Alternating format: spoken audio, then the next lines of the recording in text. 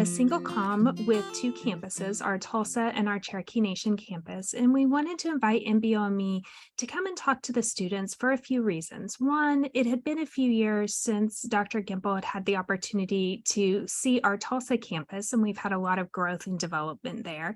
And he hadn't had the opportunity to see our new campus in Tahlequah, Oklahoma with the Cherokee Nation. So we wanted an opportunity really to have that collaborative experience. The second reason is with our expansion to the second campus, we've hired a lot of new faculty. And we know as part of our faculty improvement, faculty development process that we wanted them to have a good understanding of NBOME, both as a testing organization, but also one that they can engage with and be involved with as item writers.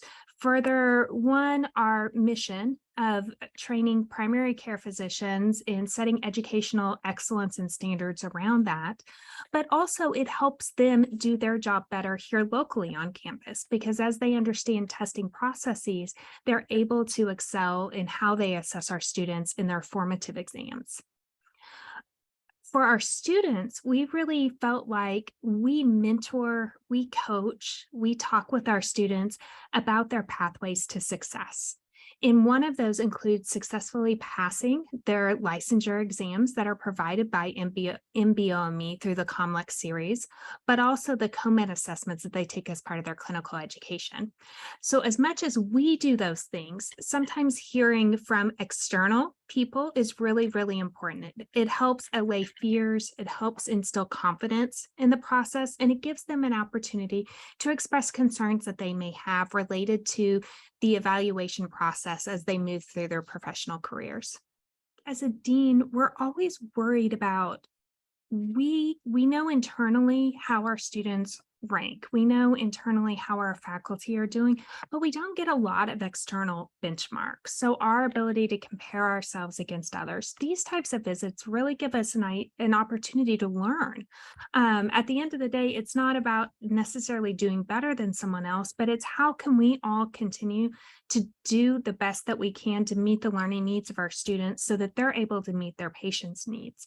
We get that through collaboration, the opportunity to speak with Dr. Gimple and other experts that are on the NBOME staff about what are the best practices in assessment. How do we use that information to move us forward? What's happening at other comms? Because they have the ability not just to visit us, but to visit other comms. What are people doing similarly? Where do you see the opportunity where maybe you were somewhere else last week and they're doing something very similar to what we're doing. And so we're able to collaborate on how we develop those educational and assessment programs. So it not only helps us, but helps everyone within our educational community do better and meet our mission.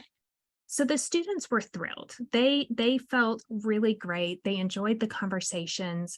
They felt like their questions were answered and they had more information on which to make good decisions moving forward. We all share a mission of producing quality physicians. And so with the alignment of the mission, we've got to work together. So whether it's a partnership or it's collaboration, we're all working towards that same outcome.